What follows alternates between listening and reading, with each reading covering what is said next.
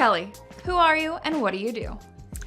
I'm a podcaster, a food and travel content creator, TV host. I don't know, sometimes I'm like, what do I do? Be honest, do you Google yourself? I do occasionally, but I have Google Alerts set up, so that way I don't really have to actually Google myself, but if anything pops up, then I usually know about it. What are you personally obsessed with right now? Oh gosh, I think I'm personally obsessed with everything aviation. This is not something really new, it's just kind of an ongoing thread in my life, but all I do is watch YouTube videos about like pilots and airplanes and stuff, and it's the nerdiest thing on the planet. What habit are you actively trying to unlearn? My tendency towards not being a morning person. I think it's so beneficial to be a morning person, and I'm desperately trying to wake up earlier and actually have a bit more of a morning routine. One thing you're surprisingly bad at? I am bad at, oh gosh. I'm not pausing because there's nothing. I'm pausing because there's probably so many things. I'm probably bad at calling people on the phone. I just don't like doing it. I don't like having phone conversations. And I think if somebody calls me and is expecting a return phone call, you're probably not gonna get it right away. Have you ever lied during an interview? Oh, I'm sure. I mean, doesn't everybody? You can't not. You know, I would say more of a fib, more of a exaggeration or a stretching of the truth than an outright lie. We don't want to use that word. Have you ever sent a text and immediately regretted it? 1,000%. Probably every day. Do you trust your instincts or logic more? Honestly, both. Because I am very logical. I get this from my dad. I'm very much more, left-brained or logically oriented. But with that also comes good instincts because I've relied on logic for so long. So I think they kind of feed into each other. What are the last 3 photos in your camera roll? They are from my trip yesterday where I was just in Florida, and it was actually visiting the place where my late husband Bob had his last shows, or his last show the night before he passed away. So his very last show, I got to visit the venue, go on stage, and I was snapping photos from the stage. First celeb crush? I think it was Donnie Wahlberg in like 1988, 1989, New Kids on the Block era when I was about 10 years old probably. I saw him in that Hangin' Tough video and I was like, oh man, who is that? Oh gosh, 10, 11-year-old Kelly still is very overtaken by that. Your podcast, Comfort Food. What inspired the name in the first place? So season 1 was all about grief, and talking about grief can be very, very heavy, obviously and naturally.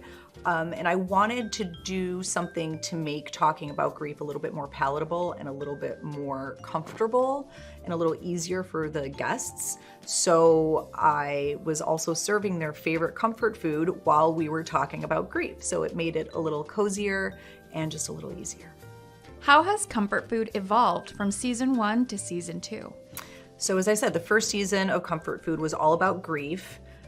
And I started that podcast about a year or so after Bob passed away. And I was very much still in the grief world at that time. And grief never goes away, but it does evolve.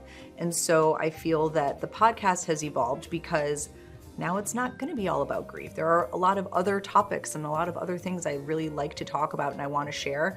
But the overall message of still creating a comfortable space and being helpful to people is still there. So whatever the topic is, there's helpful lessons, helpful takeaways, and it's just a cozy environment. But the topics are very unique and all over the place and very juicy and very exciting. So I'm really excited for people to hear about that, all the different topics. What do you hope listeners feel after hitting stop? I hope that they have a new take on something that either maybe they didn't know about at all, or a new take on something that has been a topic for a long time, but now they learn something new about it. So for instance, dating a widow. There are maybe a lot of preconceived notions about it, how that works, when it's appropriate to start dating. But I want to kind of change the narrative a little bit and show people that you can think about these in different ways. And I have really incredible guests. They're my friends, they're my family, they're experts, celebrities, and everyone's gonna bring really interesting kind of backstory to these topics and hopefully shed some new light. What does healing look like? Not perfectly, but honestly. I think just that, being honest with it, being honest if you're having a bad day, if you want to cry, if you don't want to cry, if you are in a really good place on your healing journey, that's great. And then guess what? You can be in a really good place, let's say a year, 2 years, 3 years down the road, and then have a really bad month. And you're like, where did this come from? I thought I was better, quote unquote, because you're never all better, you're never all healed, but it is a journey. There are lots of waves, there are lots of ups and downs. And I think just being honest with the fact that, you're not always gonna be okay, and that's okay. Why did creating Comfort Club feel necessary? So I have gotten so many messages from people since Bob passed away, either sharing their stories and sharing their grief or asking me for advice. And, it's so interesting because I'm like, I'm not really an expert. I'm not a therapist. I'm not a grief counselor, but people have really related to my journey. And so I'm always getting people reaching out. And it just was not conducive to good conversation to try to have these conversations over social media or in DMs. People would send me a DM, and there's only so much you can do. So I created Comfort Club as this safe space and as this, not a social media, but a platform where people can interact and become friends with each other. And we have live events. And it's just this really great community where now I feel like I can actually interact with people on a much more substantial basis than just on social media. How has Comfort Club changed you? I have learned that being a leader in the space in Comfort Club, because I'm kind of the leader of the club, is a very special and unique responsibility. And I've learned that me just showing up and just being myself and not necessarily having all the answers is okay, because I think people aren't looking for somebody to just fix them or have all the answers. They just want somebody to see them and understand them. And I think it's taught me a lot of patience and a lot of just understanding and empathy, and also not trying to have all the answers. As I mentioned before, I'm very logically oriented, and I really want to fix a problem.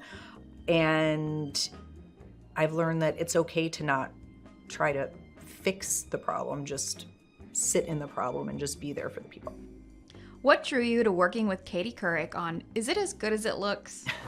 So I am very blessed to call Katie a friend. She became a friend of mine after Bob passed away because she had lost her husband at about the same age that I was when I lost Bob.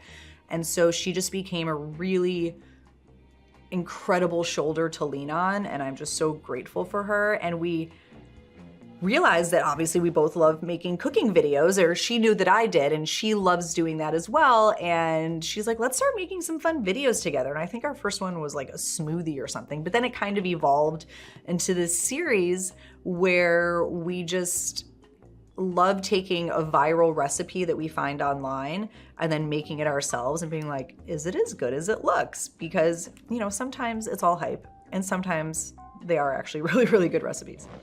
What's your favorite part about cooking together? She is so funny, and she is just so real and down to earth and normal. I mean, there are times where people just assume it's this massive production with, assistants and PAs and lights and cameras, and there are times where it's usually just Katie and me with our iPhone and a tripod, sometimes not even any lights. And like one time we ran out of flour or sugar or something, and she literally walked to her neighbor's house, who she didn't know because she was renting this house in LA. And she just walked to the neighbor's house with an empty cup and just showed up at the door and rang the doorbell and was like, can I have a cup of sugar? Like, hi, I'm Katie Couric, can I have some sugar? And they were like, okay.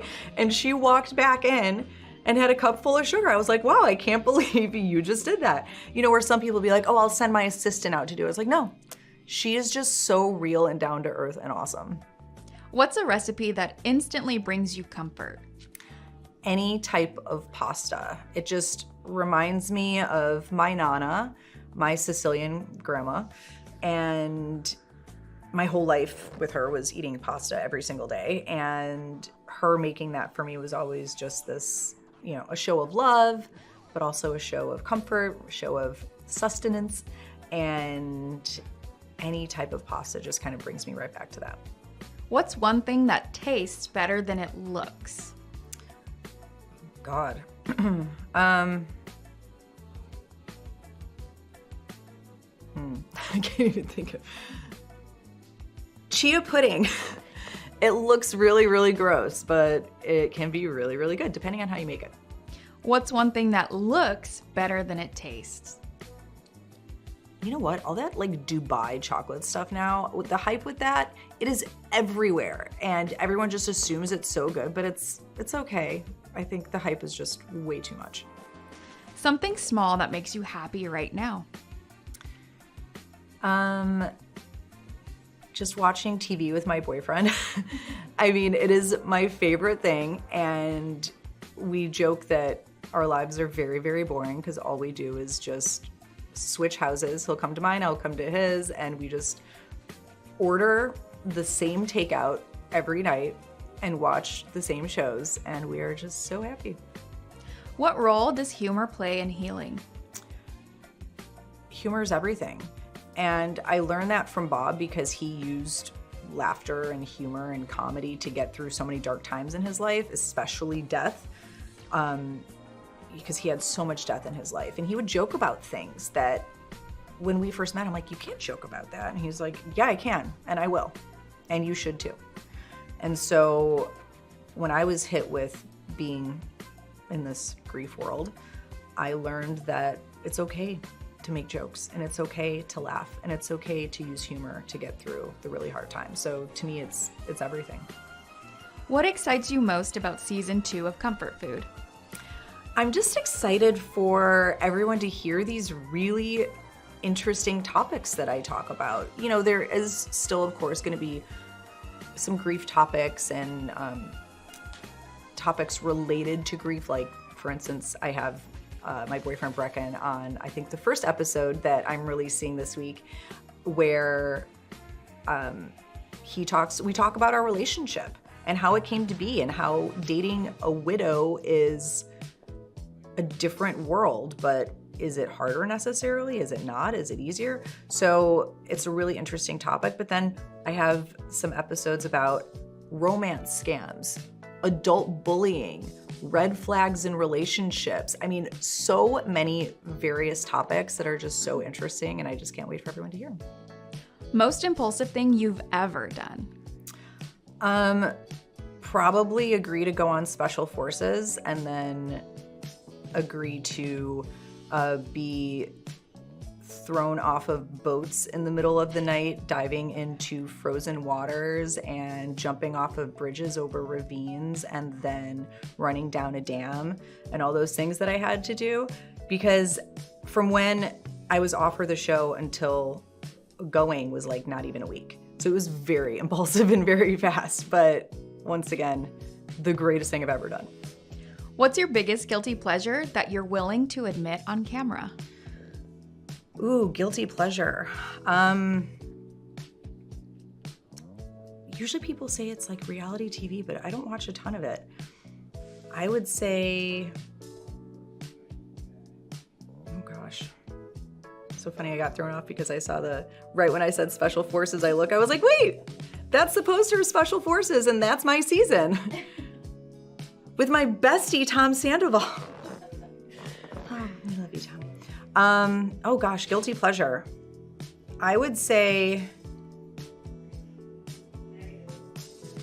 why is this one stumping me? I feel like everyone knows their guilty pleasures, right? Oh, watching Love is Blind. I love Love is Blind. What's the secret to success? Secret to success for me has just been to not take no for an answer and just really go for things, even if they're out of your comfort zone. A lot of people will shy away from something because it makes them uncomfortable at first, or it seems a little scary, or they're afraid to ask for something. And if you don't ask, you're not gonna get. And I've just never had any fear with reaching out to CEOs of huge corporations or heads of networks or whatever it is and asking for what I want.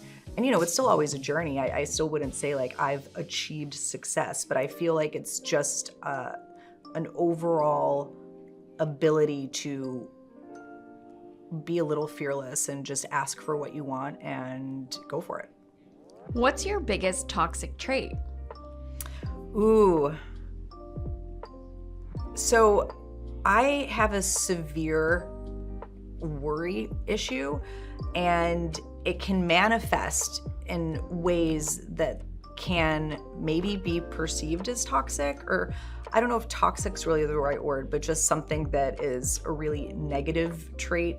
And my worry, which, is not unfounded because I did have my husband die very suddenly. And it was something that was always a fear of mine. And then when it actually happened, I'm like, oh my God, that can actually happen. And so now the worry is just to the next level. And I think that can then have me behave in ways that can be a little difficult to be around sometimes. What belief have you outgrown? Ooh.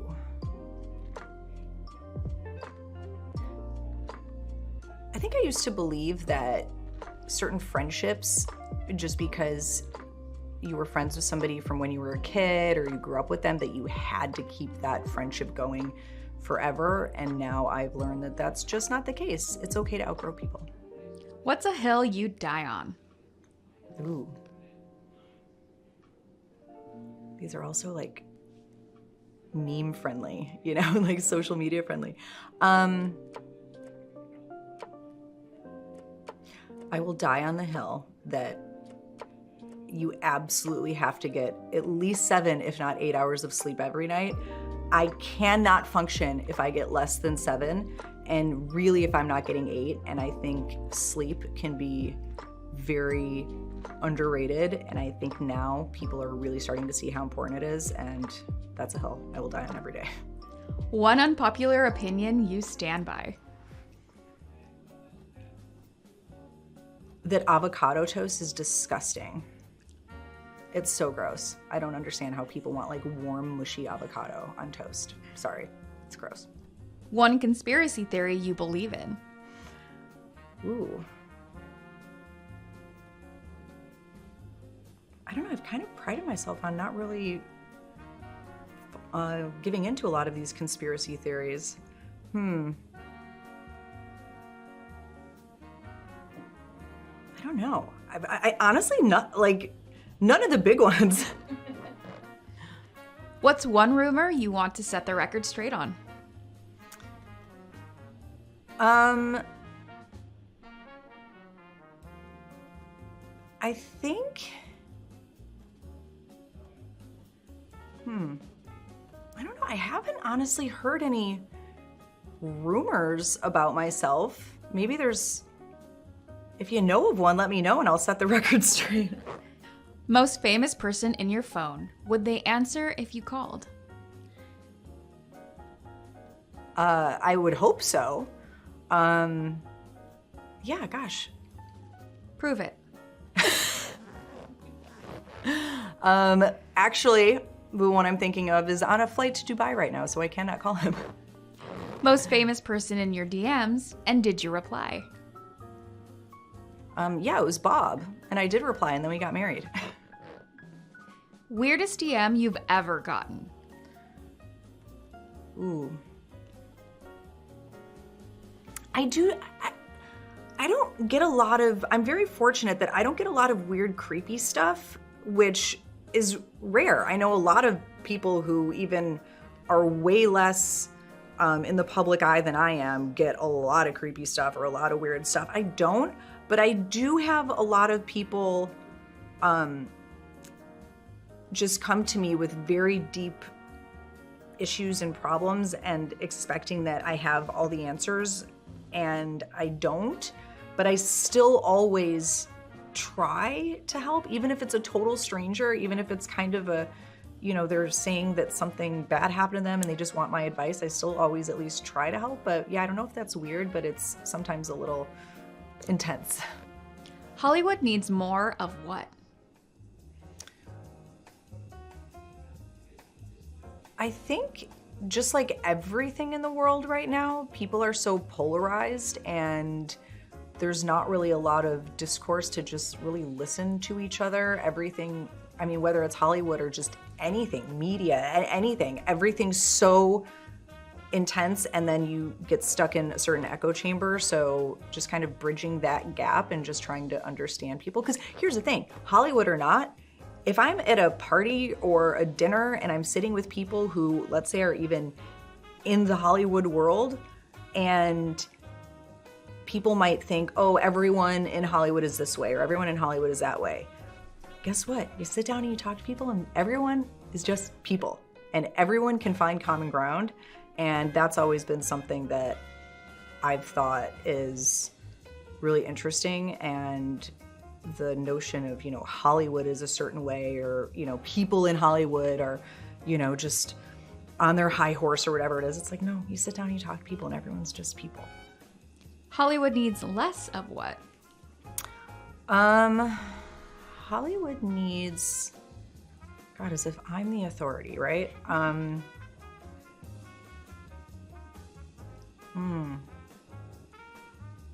know, what can I think? Favorite emoji? Oh, my favorite emoji that I use 1,000 times a day is the one with like the little welling up of the eyes, where it's like, they're like about to cry, and it's the emotional face of, you know, like, thank you so much. It's like a little smile, but a little tears welling up. That one I use way too much. Biggest ick? Bad grammar. I hate bad grammar. Oh, if somebody's like, me and him went to the store, like, what? Or fewer and less, when people are like, less people were there. What? This is very easy, people. One food you absolutely hate? Okay, so I'm very proud of the fact that I don't actually hate any food. Well, I guess except the avocado toast, but that's not really a food. But the only food I don't really like is nori, or like dried seaweed, but I'm starting to come around to it if prepared very properly, and like you're at a sushi bar and the sushi chef like hands you the roll and it's like crispy and good, but like the second it starts to get leathery, ugh, that's the only food truly that I dislike. You're granted 3 wishes, go.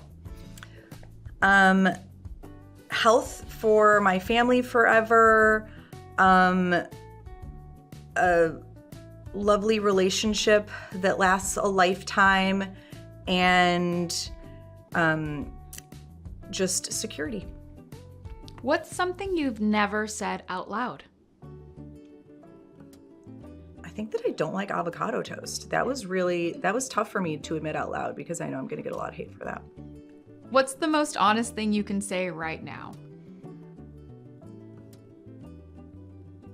That honestly, I can be having a tough time a lot, and people think that I have it all together and everything looks great, and I try not to portray too much of that Instagram versus reality. I try to be really real, but I think people don't think that I struggle, and I still do.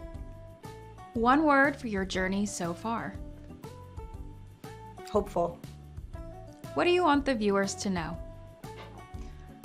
That I'm always just trying to do my best. You know, that's all we can do on this journey, and that's all we can do with life, and that's all we can do is just try to have as much faith and hope and just do our best. And if you're struggling, if you're having a tough time, like, that's okay. But just to have a little faith, maybe say a little prayer, and move forward knowing that we're all in this together. What's your rating of the sit? 10 out of 10 for sure. And are you guys still there? Is it over? Are we done? Something bad gonna happen?